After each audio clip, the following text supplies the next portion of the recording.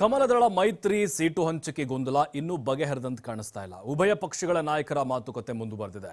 ಹೀಗಾಗಿ ಬಿಜೆಪಿ ಅಭ್ಯರ್ಥಿಗಳ ಪಟ್ಟಿ ಬಿಡುಗಡೆ ಮತ್ತೆ ಮುಂದಕ್ಕೆ ಹೋಗಿದ್ದು, ಮುಂದಿನ ವಾರ ದೆಹಲಿಯಲ್ಲಿ ಮತ್ತೊಂದು ಸುತ್ತಿನ ಮಾತುಕತೆ ನಡೆಯಲಿದೆ.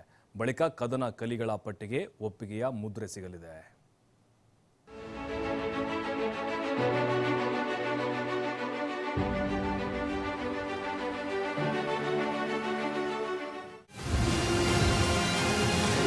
ಮುಂದುವರೆದ ಬಿಜೆಪಿ ಅಭ್ಯರ್ಥಿಗಳ ಆಯ್ಕೆ ಪ್ರಹಸನ, ಸೀಟು ಹಂಚಿಕೆಗೆ ಮೂಡದ ಮೈತ್ರಿ ಪಕ್ಷಗಳ ಸ್ಪಷ್ಟತೆ.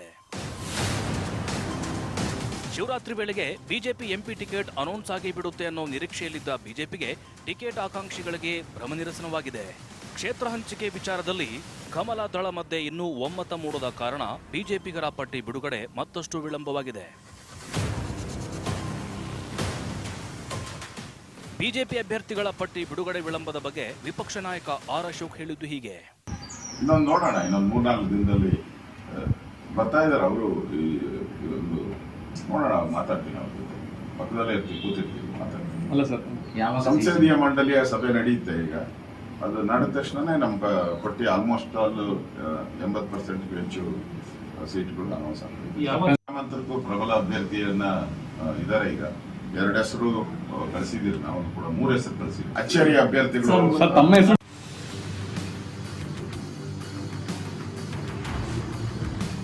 ಹೊಸ ಮುಖಗಳಿಗೆ ಮಣೆ ಹಾಕುತ್ತಾ ಕೇಸರಿ ಪಡೆ. ಇದೇ ವೇಳೆ ಕೆಲವರು ಹಾಲಿ ಸಂಸದರಿಗೆ ಈ ಬಾರಿ ಬಿಜೆಪಿ ಟಿಕೆಟ್ ಕೈ ತಪ್ಪುವ ಸಾಧ್ಯತೆಗಳಿದ್ದು, ಹೊಸ ಮುಖಗಳಿಗೆ ಮಣೆ ಹಾಕಲು ಹೈಕಮಾಂಡ್ ನಿರ್ಧರಿಸಿದೆ ಎಂದು ಹೇಳಲಾಗುತ್ತಿದೆ.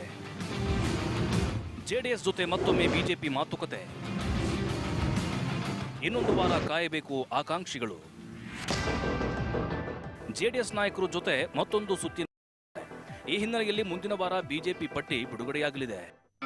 ಕುಮಾರಸ್ವಾಮಿ ಅವರು ಸ್ವಲ್ಪ ಆರೋಗ್ಯದಲ್ಲಿ ಸ್ವಲ್ಪ ಏರುಪೇರಾಗಿದ್ದರಿಂದ ಅವರು ಹೋಗ್ತಾರೆ. ಮೋಸ್ಟ್ಲಿ ಇನ್ನೊಂದು 2-3 ದಿನದಲ್ಲಿ ಅವರು ಡೆಲ್ಲಿಗೆ ಹೋಗ್ಬೋದು.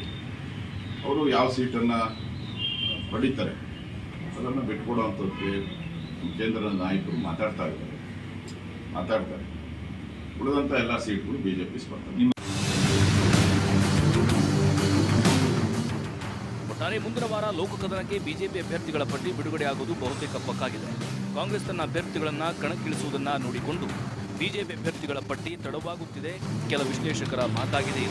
ಇದರಲ್ಲಿ ಯಾವ ಲೆಕ್ಕಾಚಾರ, ಏನು ಎತ್ತ ಅನ್ನೋದೇ ಸದ್ಯದ ಕುತೂಹಲ. Rakesh Rajappa, political bureau, TV5 Bengaluru.